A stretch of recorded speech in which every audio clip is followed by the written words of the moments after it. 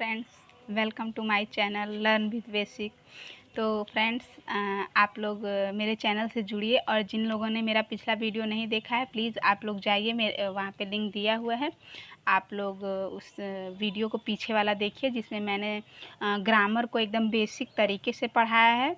और जो भी वहाँ पे मैंने दिया हुआ है उसको पहले आप देखेंगे तभी आगे पढ़ पाएंगे। और इसको मैंने सीरियल वाइज पढ़ाया है जिससे आप लोगों को किसी भी कंटेंट को इधर उधर कहीं भी खोजने की ज़रूरत नहीं पड़ेगी। आप लोग को सारे कंटेंट सीरियल वाइज वहाँ पे मिलते जाएंगे। और जिसने अभी आप लोग मेरे टेलीग्राम चैनल को भी ज्वाइन करें, वहाँ पे मैंने अपना सारा पीडीएफ डाला हुआ है, उससे आपको बहुत हेल्प मिलेगी। और आप लोग के एग्ज़ाम में उसकी बहुत ज़्यादा ज़रूरत है, जिसके बारे में आप लोग वहाँ पे जाके देख सकते हैं। तो चलिए फ्रेंड्स, जैसा कि मैंने आप लोगों को बताया था कि मैं आप लोगों को व्याकरण के बारे में बताऊंगी, तो व्याकरण का आज मैं लेकर आई हूँ सर्वनाम टॉपिक मैं आज आप लोगों को यहाँ पे पढ़ाऊंगी। तो सर्वनाम, पहले आप लोग ये समझिए कि सर्वनाम कैसे क्यों आया व्याकरण में। तो हिंदी भाषा में सर्वनाम इसलिए आया क्योंकि जब हम लोग संज्ञा पढ़ते हैं या बोलते हैं तो संज्ञा किसी व्यक्ति, वस्तु, स्थान, भाव आदि के नाम को संज्ञा कहते हैं। अगर उस संज्ञा का प्रयोग हम लोग हर जगह करने लगें तो वो भाषा एकदम अटपटी लगेगी। जैसे सीता खाना खाती है, सीता ने गीत गाया, सीता घर गई, फिर सीता फिर अपने माँ से मिली, फिर सीता स्कूल गई, फिर सीता नहाने, मतलब जैसे कि हर जगह अगर हम उसी सीता को ही रखें तो वाक्य अटपटे लगेंगे। तो वो वाक्य समझ में भी नहीं आएंगे और कुछ सुनने और कहने में भी बहुत ज़्यादा प्रॉब्लम आएगी। तो उसी प्रॉब्लम को ख़त्म करने के लिए सर्वनाम आया। यानी सर्वनाम को उसी चीज़ को सही तरीके से और संक्षिप्त तरीके से व्याकरण में डाला गया, जिससे वाक्य में शुद्धियाँ दिखाई दी और वाक्य को बोलने में बहुत ही सहजता मिली। तो फ्रेंड्स, चलिए हम लोग सर्वनाम का मैंने आपको एक उदाहरण बताया है, अब चलिए उसके परिभाषा के बारे में हम लोग जानते हैं। देखिए फ्रेंड्स, यहाँ पे दिया हुआ है संज्ञा के स्थान पर आने वाले शब्द को सर्वनाम कहते हैं। तो मैंने पीछे बताया ना कि संज्ञा को मतलब हर जगह प्रयोग नहीं किया जा सकता, उसको हर जगह प्रयोग करने से एक अनिश्चितता मिलती है और एक वाक्य अटपटे लगते हैं। तो संज्ञा के स्थान पे आने वाले शब्दों को सर्वनाम कहते हैं। जैसे सर्वनाम का आभिधार्थ है सबका नाम, जो सबके नाम के साथ आए वे सर्वनाम कहलाते हैं। जैसे मैं, तुम, आप, यह, वह, हम, उसका, उसकी, वे, कुछ, कौन इत्यादि, ये जितना भी दिया हुआ है ये सब संज्ञा के अंतर्गत आते हैं। वाक्य में संज्ञा की पुनरुक्त को दूर करने के लिए ही, पुनरुक्त मतलब कि बार बार संज्ञा को दोहराने के लिए ही सर्वनाम का प्रयोग किया जाता है। सर्वनाम से भाषा सहज हो जाती है, सुंदर और संक्षिप्त हो जाती है, जैसा कि मैंने पीछे बताया। तो सर्वनाम के अभाव में भाषा अटपटी लगती है। देख लीजिए, यहाँ पे एक और उदाहरण है। राम स्कूल गया है, स्कूल से आते ही राम का मित्र काम करेगा, फिर राम और मित्र खेलेंगे। यानी ये अटपटा लग रहा है। अब इसी को अगर आप लोग सर्वनाम के साथ कनेक्ट करके देखें तो इस तरह का कुछ सामने वाक्य आएगा। राम स्कूल गया, स्कूल से आते ही राम और राम के मित्र काम करेंगे, स्कूल से आते ही वह और उसका मित्र काम करेंगे, फिर वह और उसके मित्र खेलेंगे। तो यानी यहाँ पे मैंने राम एक ही बार लिया और इसके बाद ये राम को हटाया और फिर ये राम को हटाया, तो वाक्यों को बोलने का तरीका कुछ सही लगा। ठीक है, तो ये हुआ सर्वनाम की परिभाषा। सर्वनाम के भेद। सर्वनाम के निम्नलिखित 6 भेद होते हैं। तो कौन कौन से होते हैं आप लोग पहले इसको देख लीजिएगा। पहला होता है पुरुषवाचक सर्वनाम, दूसरा निश्चयवाचक सर्वनाम, तीसरा अनिश्चयवाचक सर्वनाम, चौथा संबंधवाचक सर्वनाम, पांचवा प्रश्नवाचक सर्वनाम और छठा है निजवाचक सर्वनाम। यानी ये 6 सर्वनाम व्याकरण में सर्वनाम के 6 भेद होते हैं और उन 6 भेदों को हम एक एक करके पढ़ेंगे। तो सबसे पहले हम लोग पुरुषवाचक सर्वनाम के पास आते हैं और उसके भेद, उसको किस तरह से यूज़ किया जाता है, इन सब चीज़ों के बारे में जानेंगे। सर्वनाम का पहला जो भेद है वो पुरुषवाचक सर्वनाम है। यानी जिन सर्वनाम का प्रयोग वक्ता, बोलने वाला, यानी इस समय मैं वक्ता हूँ, मैं बोलने वाली हूँ, या लेखक स्वयं अपने लिए या श्रोता या पाठक के लिए करता है, इस समय मैं जो भी वर्क कर रही हूँ मैं आप लोगों के लिए कर रही हूँ, या किसी अन्य व्यक्ति के लिए करता है, उसे पुरुषवाचक सर्वनाम कहा जाता है। जैसा कि उसने, मुझे, तुम आदि। यानी मैं कहूँगी कि आप लोग मेरा वीडियो देखिएगा, मैं कहूँगी कि आप लोग सब्सक्राइब करिएगा, मैं कहूँगी कि मेरे लिंक को ज्वाइन करिएगा। तो ये जो भी मैं कुछ बोल रही हूँ ये सब पुरुषवाचक सर्वनाम के अंतर्गत आता है। यानी पुरुषवाचक सर्वनाम वो होता है जिसका प्रयोग वक्ता यानी बोलने वाला या जो लिखने वाला लेखक होता है स्वयं अपने लिए अथवा श्रोता के या पाठक के लिए करता है, वो पुरुषवाचक सर्वनाम होता है। ठीक है, तो चलिए आगे बढ़ते हैं। पुरुषवाचक सर्वनाम के 3 भेद होते हैं। पहला उत्तम पुरुष, दूसरा मध्यम पुरुष और तीसरा है अन्य पुरुष। यानी ये 3 भेद होते हैं किसके? पुरुषवाचक सर्वनाम के।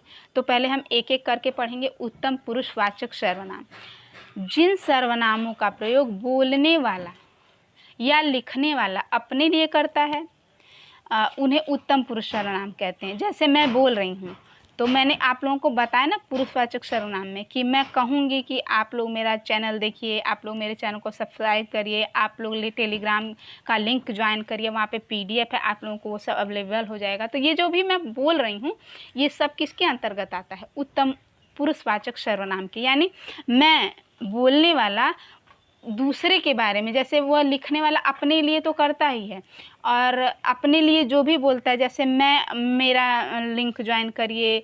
मैं आसान शब्दों में एक तरह से आप लोगों को समझाना चाह रही हूँ ताकि आप लोगों को ये कंटेंट समझ में आए। तो जैसे कि मैं यहाँ पे आप लोगों से ये रिक्वेस्ट करूँगी कि आप लोग मेरा लिंक ज्वाइन करिए, हमारा चैनल सब्सक्राइब करिए, मुझको आप लोग हेल्प करिए, मुझे आप लोग सपोर्ट करिए इत्यादि। ये जो भी चीज़ें हैं वो मैं अपने लिए बोल रही हूँ। तो ये जो भी शब्द आते हैं वो उत्तम पुरुषवाचक सर्वनाम के अंतर्गत आते हैं। और दूसरा है मध्यम पुरुष सर्वनाम। तो जिस सर्वनाम का प्रयोग बोलने वाला या लिखने वाला, सुनने वाला या पढ़ने वाले के लिए करे उसे मध्यम पुरुषवाचक सर्वनाम कहते हैं। जैसे तू, तुम, आप, तुझको, तुम्हारा, तुमने इत्यादि। फ्रेंड्स, मैं एक बात और बोलना चाहूँगी कि यहाँ पे कुछ थोड़ी बहुत आवाज़ें आ रही होंगी तो उसको आप लोग थोड़ा सा इग्नोर करिएगा, मतलब उस पर ध्यान मत दीजिएगा और इस पे पढ़ाई पे ज़्यादा ध्यान दीजिएगा। तो उत्तम पुरुषवाचक सर्वनाम के बारे में मैंने आप लोगों को बताया। उसके बाद मध्यम पुरुषवाचक सर्वनाम, यानी जिन सर्वनाम का प्रयोग बोलने वाला या लिखने वाला, सुनने वाले या पढ़ने वाले के लिए करे उसे मध्यम पुरुषवाचक सर्वनाम कहते हैं। जैसे मैं कहूँगी आप लोग इस PDF को डाउनलोड करिएगा, इसको अपनी कॉपी पे लिखिएगा, इससे आप लोगों का फ़ायदा होगा। आप लोग इसको ध्यान से पढ़िएगा। जो भी मैं आप लोगों के बारे में बोलूँगी वो मध्यम पुरुष के अंतर्गत आता है। अब हम लोग चलते हैं अन्य पुरुष। अन्य मतलब होता है अन्य, मतलब मैं, आप और अन्य, यानी वो तीसरा जिसके बारे में हम लोग ये कन्फ्यूज़न में रहते हैं वो है कौन, ऐसे जैसे जो भी। तो अन्य पुरुष जिस सर्वनाम शब्दों का प्रयोग बोलने वाला किसी अन्य व्यक्ति के लिए करता है, या मैं किसी अन्य व्यक्ति के लिए कहूँ, एक मेरे सामने है, एक मैं हूँ और एक तीसरा कोई है, उसके लिए जो मैं वर्क करूँ, यानी उसके लिए जो भी शब्द का मैं उपयोग करूँ वो कहलाता है अन्य पुरुषवाचक सर्वनाम। जैसे यह, वह, वे, उसे, उसका, इसने, उसने, उन्होंने। जैसे मैं कहूँ कि यह पतंग उड़ रही है तो यह पतंग उड़ रही है, वह आएगा, वे उसे लेने आएंगे, उसको मेरा काम अच्छा लगा, उसने मेरे काम की प्रशंसा की, उन्होंने सबको सम्मान दिया। यानी ये सब जो चीज़ें हैं ये संज्ञा के स्थान पे प्रयुक्त होती हैं तो ये अन्य पुरुष के अंतर्गत आती हैं। ठीक है, अब हम लोग दूसरे सर्वनाम के बारे में आते हैं। दूसरा सर्वनाम क्या है? निश्चयवाचक। निश्चयवाचक से आप लोग समझ गए होंगे कि निश्चितता, जहाँ निश्चितता का बोध होता हो। जैसे अगर मैं कहूँ कि मेरे पास 5 सेब हैं तो मतलब मैं कन्फ्यूज़न में नहीं हूँ, मैं बोल रही हूँ कि मेरे पास 5 सेब हैं तो हैं, यानी 5 सेब हैं जिसको मैंने रखा हुआ है। मेरे पास मतलब जो भी एक तरह से ये आप लोग मान के चलिए कि जिसमें जिस शब्द से निश्चितता का बोध हो, जिस शब्द से ये पता चले कि ये निश्चित है, ये होगा, तो उसमें मतलब वो है, तो उसी को निश्चयवाचक सर्वनाम कहते हैं। जैसे वह, यह, वे, ये, इन्होंने, उन्होंने इत्यादि। और निकटवर्ती के लिए यह करेंगे और दूरवर्ती के लिए वह करेंगे। तो जैसे इंग्लिश में आता है दिस, यानी नज़दीक वाले शब्दों के लिए हम लोग दिस का प्रयोग करते हैं और दूर वाले शब्दों के लिए दैट का प्रयोग करते हैं। सेम वही प्रोसेस है, यानी कि निकट जो हम लोगों के समीप है तो मैं कहूँगी ये मेरा मोबाइल है, और जो दूर है तो मैं बोलूँगी कि वो पतंग बहुत दूर है, मेरा घर बहुत दूर है। और जो मेरे पास है वो मैं बोलूँगी कि मेरे पास है वो। यानी जहाँ पे निश्चित शब्दों का बोध होता है और निश्चितता जहाँ से प्रकट होती है वहीं पे निश्चयवाचक सर्वनाम का बोध होता है। अब तीसरे सर्वनाम पे आते हैं हम लोग। तीसरा सर्वनाम है अनिश्चयवाचक सर्वनाम। अनिश्चय मतलब क्या हुआ? अनिश्चय माने उसका कोई मतलब उस पर डाउट है कि वो है कि नहीं है, यानी वो है कि नहीं है इसके बारे में हमको कन्फ्यूज़न है, तो वो हो गया अनिश्चयवाचक सर्वनाम। अनिश्चयवाचक सर्वनाम जिन सर्वनामों में से किसी निश्चित व्यक्ति, वस्तु या घटना का ज्ञान नहीं होता है उन्हें अनिश्चयवाचक सर्वनाम कहते हैं। जैसे कोई, कुछ, कभी, किसी इत्यादि। जैसे मैं कहूँ कि वहाँ दूर मैंने श्याम को शायद देखा है, तो शायद यानी मैं कन्फ्यूज़न में हूँ कि वो है श्याम की कोई और है। तो जहाँ पे कन्फ्यूज़न होता है, जहाँ पे ये प्रॉब्लम क्रिएट होती है कि वो है, जिस चीज़ के बारे में हम सोच रहे हैं वो है कि नहीं है, वहाँ पे अनिश्चयवाचक सर्वनाम होता है। तो जैसे चाय में कुछ पड़ा है, ये मुझे नहीं पता कि चाय में क्या पड़ा है, बट मुझे पता है कि कुछ पड़ा है, तो यहाँ पे अनिश्चयवाचक सर्वनाम हुआ। जैसे मैं कहूँ कि खीर में कुछ कम है, क्या कम है, मुझे कन्फ्यूज़न है क्या कम है, चीनी कम है, दूध कम है, चावल कम है, क्या कम है, तो यहाँ पे ये अनिश्चयवाचक सर्वनाम के अंतर्गत आता है। तो ये प्राणियों के लिए कोई या किसी तथा पदार्थों के लिए कुछ का प्रयोग किया जाता है। जैसे जीवित सजीव वस्तुओं के लिए कोई का या किसी का प्रयोग किया जाता है, ये ध्यान में रखिएगा आप लोग। और जब चीज़ यानी वस्तु के बारे में बात की जाए तो वहाँ कुछ का प्रयोग होता है। जैसे रास्ते में कुछ खा लेना, क्या खा लेना ये नहीं पता है, ठीक है, कुछ खा लेना। संभवतः कोई आया है, यानी कन्फ्यूज़न है, पता नहीं है कि कौन आया, लेकिन कोई आया है। वहाँ किसी से पूछ लेना, किसी से मतलब वहाँ पे जहाँ जाना आप वहाँ पे किसी से पूछ लेना, और किसी से मतलब किसी से भी पूछ लेना, कोई भी रहे उससे पूछ लेना, तो ये हुआ अनिश्चयवाचक सर्वनाम। मुझे ये मतलब ये समझ में आ रहा है कि आप लोगों को ये कंटेंट अच्छे से समझ में आ रहे होंगे, तो प्लीज़ आप लोग कमेंट करके ज़रूर बताइएगा कि मेरे पढ़ाने के तरीके से आप लोगों को कुछ मतलब कोई प्रॉब्लम तो नहीं हो रही है। अगर जहाँ होगी तो प्लीज़ आप लोग ज़रूर बताइएगा। अब आते हैं हम लोग पाँचवें, प्रश्नवाचक सर्वनाम क्या है। प्रश्नवाचक, इसके कंटेंट से ही पता चला है प्रश्न, यानी प्रश्न पूछना, जिसमें प्रश्न की अधिकता हो रहती है वो प्रश्नवाचक सर्वनाम के अंतर्गत आता है। अब इसका परिभाषा भी हम लोग देख लेते हैं।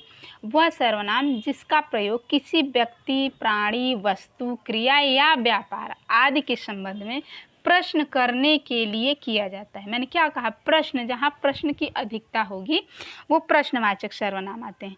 यानी वहाँ पे जहाँ पे हम प्रश्नों संज्ञा के स्थान पे प्रश्नों का प्रयोग रहता है सर्वनाम कहलाता है, यानी वो प्रश्नवाचक सर्वनाम के अंतर्गत आता है। उसके अंतर्गत जैसे कौन, किसे, कब, कहाँ, क्यों, कैसे इत्यादि शब्द। तो यहाँ पे कुछ दिए हैं उदाहरण, आप लोग इसको भी देख लीजिएगा। व्यक्ति या प्राणी के संबंध में प्रश्न करते समय कौन, किसे, किसने का प्रयोग किया जाता है। एक बार और ध्यान दीजिएगा, व्यक्ति या प्राणी यानी सजीव वस्तुओं के संबंध में प्रश्न करते समय कौन, किसे, किसने का प्रयोग किया जाता है, जबकि वस्तु या क्रिया का व्यापार में संबंध में प्रश्न करते समय क्या, कब इत्यादि का प्रयोग किया। जैसे देखो कौन आया, देखो कौन आया, यह गिलास किसने तोड़ा? आप खाने में क्या लेंगे? जयपुर कब जा रहे हो? यानी यहाँ पे हर वाक्य में क्वेश्चन मार्क है। तो ये कौन से सर्वनाम के अंतर्गत आया? ये प्रश्नवाचक सर्वनाम के अंतर्गत आया। यानी प्रश्नों की बाहुल्यता जिसमें होती है वो सर्वनाम प्रश्नवाचक सर्वनाम होता है। अब हम लोग आते हैं लास्ट, देखिए यहाँ पे हमको लग रहा है आगे पीछे हो गया है। तो ये पांचवा संबंधवाचक, पांचवा जो था वो था ये क्या बोलते हैं, प्रश्नवाचक, और यहाँ पे चौथा आ गया है। ये थोड़ा सा मिस हो गया है, मैं पहले आप लोगों को चौथा बताना था, मैंने आप लोगों को पांचवा बता दिया है। लेकिन आप लोग सीरियल वाइज कर लीजिएगा, वैसे उससे ज़्यादा कोई प्रॉब्लम नहीं आएगी। तो ये चौथा जो सर्वनाम है वो संबंधवाचक, संबंधवाचक से आप लोग समझ सकते हैं, जैसे मैंने पीछे बताया अनिश्चय निश्चय, यानी अनिश्चय से कन्फ्यूजन है, निश्चय से कन्फ्यूजन बिल्कुल नहीं है, और प्रश्नवाचक यानी उसमें प्रश्न पूछा गया है, और संबंधवाचक इसमें संबंध को दिखाया गया है। जैसे कि एक चीज़ से दूसरे चीज़ में संबंध, एक वाक्य को दूसरे वाक्य से जोड़ने में जो संबंध दिखाया गया है उसे संबंधवाचक सर्वनाम। जो सर्वनाम शब्द किसी वाक्य में प्रयुक्त संज्ञा या सर्वनाम का अन्य संज्ञा या सर्वनाम के परस्पर संबंध का बोध कराते हैं। मैंने कहा कि दो वाक्यों को एक जगह जोड़ने की क्रिया को संबंधवाचक सर्वनाम कहते हैं। ये बेसिक तरीके से है। तो यहाँ पे एक आप लोग देख लीजिएगा इसका परिभाषा भी। जो सर्वनाम शब्द किसी वाक्य में प्रयुक्त संज्ञा या सर्वनाम का अन्य संज्ञा या सर्वनाम के साथ परस्पर संबंध का बोध कराते हैं उन्हें संबंधवाचक सर्वनाम कहते हैं। जैसे जो, जिनका, उसका इत्यादि। यहाँ पे कुछ वाक्य हैं जो आप लोग देख सकते हैं। जो करता है वह भरता है, यानी यहाँ पे जो करता है वह भरता है, यानी दोनों अलग अलग हैं लेकिन इनको जोड़ा जा रहा है, संबंध बताया जा रहा है। जिसका खाते हो उसी को आग दिखाते हो, यानी इसमें भी दो वाक्य जोड़े गए हैं। जैसा करोगे वैसा भरोगे, इसमें भी संबंध दिखाई दे रहा है। जिसकी लाठी उसकी भैंस, जिसको आपने बुलाया था वह आया था। अभी हाल ही में संसद में जया जी ने कहा है कि जिस थाली में खाते हैं उसी थाली में छेद करते हैं। ये भी वाक्य जो है संबंधवाचक सर्वनाम के अंतर्गत आता है, यानी जिस थाली में खाया उसी में छेद किया। ये अलग बात है कि उन्होंने किस तरह से बोला, चाहे मैं यहाँ पे किसी चीज़ को प्रोटेक्ट करने नहीं आई हूँ, मैं सिर्फ संबंधवाचक सर्वनाम के बारे में आप लोगों को मतलब एक वाक्य के द्वारा बताना चाह रही हूँ। तो मैं ये उम्मीद करूँगी कि आप लोग उस चीज़ को समझ सकते हैं। तो चलिए आगे बढ़ते हैं। अब आ गया निजवाचक। निज मतलब क्या होता है? अपना, खुद का। मतलब जो भी मेरा अपना है, जो भी मेरा निज है, मतलब निज मतलब खुद का, स्वयं का, अपने लिए, हमारे लिए, हम, इन सारे चीज़ों का जहाँ भी बोध होता है उसे निजवाचक। देखिए आप लोगों ने शुरू से देखा कि निश्चयवाचक, अनिश्चयवाचक, प्रश्नवाचक, संबंधवाचक और यहाँ पे निजवाचक, यानी हर एक वाक्य को अगर आप लोग केवल उसके ऊपर की चीज़ों को ध्यान में देंगे तो वहीं से आप लोग पकड़ लेंगे कि इसमें किस चीज़ के बारे में बताया गया है। ठीक है, तो यहाँ निजवाचक सर्वनाम है वह सर्वनाम जिनका प्रयोग बोलने वाला या लिखने वाला स्वयं अपने लिए करता है, निजवाचक सर्वनाम कहलाता है। जैसे मुझे बहुत भूख लगी है, मैं घर जाना चाहती हूँ, मैं कल आऊँगी, मैं कल पढ़ाऊँगी, मैं काम करके थक गई, यानी मैं खुद के लिए सब शब्द यूज़ कर रही हूँ। तो जहाँ पे संज्ञा के स्थान पे खुद के लिए वाक्य का शब्द को रखा जाता है, शब्द को उस वाक्य के साथ जोड़ के उसका विश्लेषण किया जाता है, उसको बोला जाता है, वहाँ पे निजवाचक सर्वनाम आता है। यानी हमें अपना कार्य स्वयं करना चाहिए। हमें यानी मैं अपने लिए बोल रही हूँ ना, हमें अपना कार्य स्वयं करना चाहिए। मैं अपना काम खुद कर लूँगा, मैं स्वयं आ जाऊँगा। हमारा प्यारा राजस्थान, हमारी प्यारी मातृभूमि, भारत मेरा अपना देश है। हम लोग भारत के वासी हैं इत्यादि, ये सब जितने भी शब्द हैं ये निजवाचक सर्वनाम के अंतर्गत आते हैं। तो आई होप आप लोग ये सारे 6 सर्वनाम के बारे में, यानी सर्वनाम के जो 6 भेद हैं उन सब के बारे में आप लोगों को बढ़िया से समझ में आ गया होगा। तो आगे बढ़ते हैं, आगे देखते हैं क्या है सर्वनाम शब्दों के रूपांतर नियम। यहाँ पे कुछ नियम है जो सर्वनाम के रूपांतर हैं।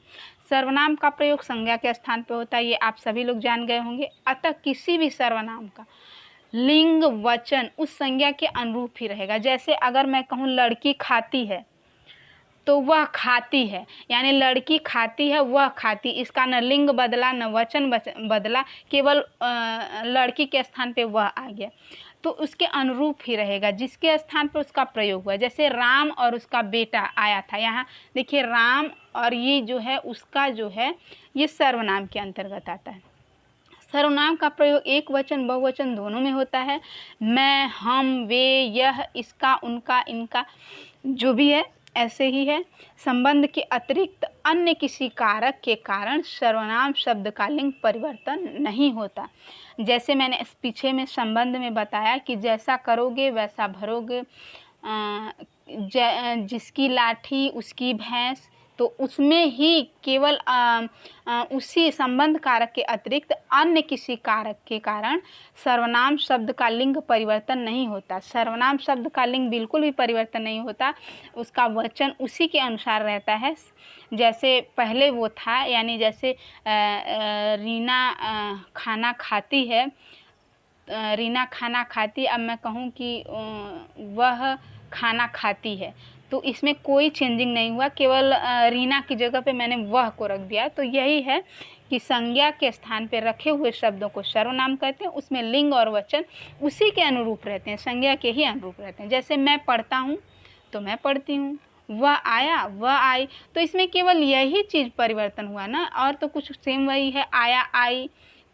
तुम स्कूल जाते हो तुम स्कूल जाती हो, तो केवल यही जाते हो ये तुम और मतलब इसमें जहाँ भी है वो संज्ञा के स्थान पे जो सर्वनाम को रखा गया बस वही चेंज होता है, लिंग और वचन उसी के अनुरूप रहते हैं, उसी के साथ रहते हैं। ठीक है, यहाँ पे भी देख लीजिए, मैं पढ़ता हूँ मैं पढ़ती हूँ, वह आया वह आई, तुम स्कूल जाते हो तुम स्कूल जाती हो।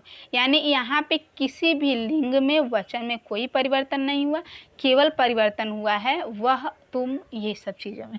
तो यानी वो केवल और केवल संज्ञा और संज्ञा के स्थान पे सर्वनाम को लाके रख दिया गया है, बाकी सब वैसा ही है। ठीक है, तो चलिए आगे बढ़ते हैं।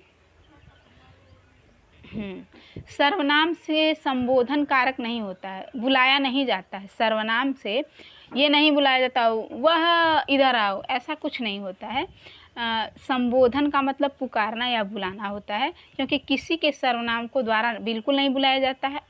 और दूसरा देख लीजिए, आदर के अर्थ में एक व्यक्ति के लिए भी अन्य पुरुष सर्वनाम का ही प्रयोग होता है। जैसे तुलसीदास जी महान कवि थे, अब यहाँ पे उन्होंने जो है, यहाँ पे उन्होंने हिंदी साहित्य को महान रचनाएं प्रदान की, यानी उन्होंने जो है ये सर्वनाम का प्रयोग किया गया है।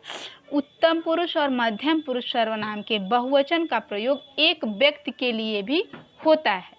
हम आ रहे हैं, मैं आ रहा हूँ, आप अवश्य आना, तुम अवश्य आना, तुम जा सकते हो, तू जा सकते हो। तो यही है, बहुत नॉर्मल है और बहुत आसानी से मैं समझ सकती हूँ कि आप लोग समझ गए होंगे। तू सर्वनाम का प्रयोग अत्यंत निकटता या आत्मीयता के लिए प्रकट किया जाता है। अपने से आयु व संबंध में छोटे व्यक्ति के लिए या कभी कभी तिरस्कार प्रदर्शन करने के लिए या ईश्वर के लिए भी किया जाता है। तू शब्द का प्रयोग, सर्वनाम में तू शब्द आता है जिसका प्रयोग मतलब निकटता। जैसे अगर मेरी फ्रेंड है तो मैं उससे कहूँगी तू कल स्कूल आएगी यार, तो यानी उससे मेरा लगाव है, तो वो तू वहाँ पे यूज़ होता है। और अगर मैं अपने से छोटे भाई बहन को बुलाऊंगी तो उससे कहूँगी तू पढ़ेगा, तू बिल्कुल पढ़ेगा, तू क्यों नहीं पढ़ रहा है, तो यहाँ पे तू सर्वनाम का ही प्रयोग है। और ईश्वर का, अगर ईश्वर के लिए और या फिर कभी कभी तिरस्कार के लिए, यानी तू एकदम निकल मेरे घर से, बाहर निकल, यानी ये तिरस्कार वाला शब्द हुआ। और अगर ईश्वर के सामने हम लोग जाते हैं तो हम उनसे कहेंगे, हे प्रभु तू कब तक मेरी मदद नहीं करेगा, तुझे मेरी मदद करनी पड़ेगी। यानी तू जो शब्द है कुछ अटपटा भी ये कहीं कहीं लगता है, लेकिन इस सर्वनाम शब्द का प्रयोग हर उस जगह होता है जहाँ पे आत्मीयता होती है, अपने से छोटा होता है, तिरस्कार के लिए होता है और भगवान के आगे होता है। तो यहाँ पे कुछ उदाहरण है, आप लोग देखिए। अरे नालायक तू अब तक कहाँ था, ये तिरस्कार के लिए हो गया। माँ तू क्या कर रही है, यानी ये माँ के लिए है लेकिन आत्मीयता है उसमें, माने लगाव है। हे प्रभु तू मेरी प्रार्थना कब सुने, ये भगवान के लिए है। मुझ तुझ तुम उस इन आदि सर्वनामों में निश्चयार्थ के लिए बड़ी ई जोड़ देते हैं। जैसे उसका उसी हो जाता है, तुझ का तुझ ही हो जाता है, तुम का तुम ही हो जाता है, इनका इन ही हो जाता है। तो ये सब आप लोग समझ चुके होंगे। 9 पॉइंट देखिए। मैं तुम आप वह यह कौन आदि सर्वनामों का निज भेद उनके क्रिया रूपों से जाना जाता है। वह पढ़ रहा है, वह पढ़ रही है। 10th पॉइंट देखिए। पुरुषवाचक सर्वनामों में के साथ को लगने पर उनके रूप में अंतर आ जाता है। जैसे मैं, मुझको या मुझे। तो अगर मैं में को लगा देंगे, यानी मुझ में को लगा देंगे तो मुझको हो जाएगा, तू में तुझको हो जाएगा, यह में लगाएंगे तो इसको या इससे हो जाएगा, ये को करेंगे इनको या इन्हें हो जाएगा, वह को करेंगे उसको या उसे हो जाएगा, और वे को करेंगे तो उनको या उन्हें हो जाएगा। अधिकार अथवा अभिमान प्रकट करने के लिए आजकल मैं की बजाय हम का प्रयोग चल पड़ा है, जो व्याकरण की दृष्टि से अशुद्ध है। यानी आप लोग कभी भी इस चीज़ का प्रयोग नहीं करेंगे क्योंकि ये व्याकरण की दृष्टि से अशुद्ध है। यानी पिता के नाते हमारा भी कुछ कर्तव्य है। शांत रहिए, अन्यथा हमें कड़ा रुख अपनाना पड़ेगा।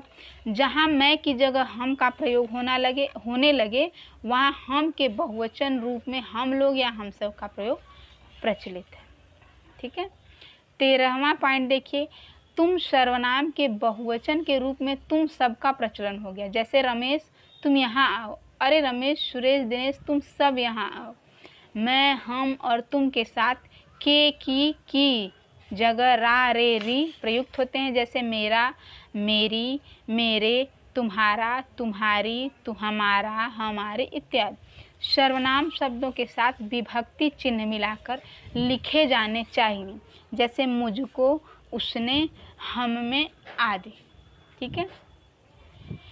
यदि 16 पॉइंट देखिए। यदि सर्वनाम के बाद 2 विभक्ति चिन्ह आते हैं तो पहला मिलाकर तथा दूसरा अलग रखा जाना चाहिए। जैसे उनके लिए, उन पर से, हम में से, उनके द्वारा आदि। यदि सर्वनाम शब्द विभक्ति चिन्ह के बीच ही तक आदि को निपात आ जाए, तक निपात शब्द है, तो विभक्ति को अलग लिखा। जैसे आप ही के लिए, उन तक से, ये शब्द जहाँ पे आए वहाँ पे ये सर्वनाम का प्रयोग होता है। सर्वनामों में पुनरुक्ति रूप। तो अभी तक आप लोगों ने क्या देखा, सर्वनामों में रूपांतर नियम देखे और अब सर्वनामों में पुनरुक्ति शब्द देखेंगे। ठीक है। तो इसमें जो भी पॉइंट है उसको थोड़ा सा ध्यान दीजिएगा आप लोग। कुछ सर्वनाम पुनरुक्ति के साथ प्रयोग में आते हैं। ऐसे स्थल पर अर्थ में विशिष्टता या भिन्नता आ जाती है। जैसे जो आता जाएगा उसे बिठाते जाओ। पुनरुक्त हो रही ना, पुनरुक्त मतलब क्या होता है, एक ही शब्द को बार बार रिपीट करना, वही पुनरुक्त होता है। तो जो आता जाएगा, तो यहाँ पे जो 2 बार आया है यानी एक ही शब्द का पुनरुक्त यानी बार बार आने की प्रक्रिया है। कोई तो बिना बात भागा चला जा रहा है। तो यहाँ कोई आ रहा है। क्या हमारे साथ क्या क्या हुआ यह न पूछो, क्या क्या आ गया। किस किस को भूख लगी, यहाँ किस शब्द 2 बार आया है। मुझे कुछ याद आ रहा है, यानी कुछ 2 बार यहाँ भी पुनरुक्त हुई है। आप यजमान, आप ही खाए जा रहे हैं, मेहमानों की कहीं कोई पूछ ही नहीं है। वह जिसे मिठाई न मिली हो वह रुक जाए। मैंने तुम्हें कहाँ कहाँ नहीं ढूंढा। यानी जहाँ भी शब्दों का 2 बार प्रयोग हो, यानी उसकी बार बार उसको बार बार लाया जाए, वहाँ पुनरुक्त सर्वनाम का पुनरुक्त रूप होता है।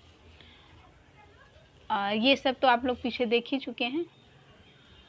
कुछ सर्वनाम संयुक्त रूप में भी प्रयुक्त होते हैं, जैसे कोई न कोई, रात के समय कोई न कोई प्रबंध अवश्य हो जाएगा। कोई न कोई, ये संयुक्त रूप में है। कुछ न कुछ, यानी घबराओ नहीं, कुछ न कुछ गाड़ी तो चलेगी ही। तो फ्रेंड्स, आप लोगों ने सर्वनाम के बारे में सारे कंटेंट समझ लिए हैं। आप लोग प्लीज़ मेरे चैनल को लाइक, शेयर और सब्सक्राइब करिएगा, और आप लोग मेरे चैनल से जुड़िए। जिन लोगों ने मेरा ये पीछे का वीडियो नहीं देखा है उसे देखिए, और आप लोग अपना कमेंट ज़रूर दीजिए, और आप लोग ये बताइए कि आप लोगों को ये चीज़ें समझ में आई या नहीं। और मेरे टेलीग्राम चैनल से भी आप लोग जुड़ के ये PDF ले सकते हैं। तो फ्रेंड्स, आज मैं यहीं तक सर्वनाम के बारे में ही। अगले वीडियो में मैं फिर आपसे मिलूँगी। तब तक के लिए नमस्कार, बाय बाय।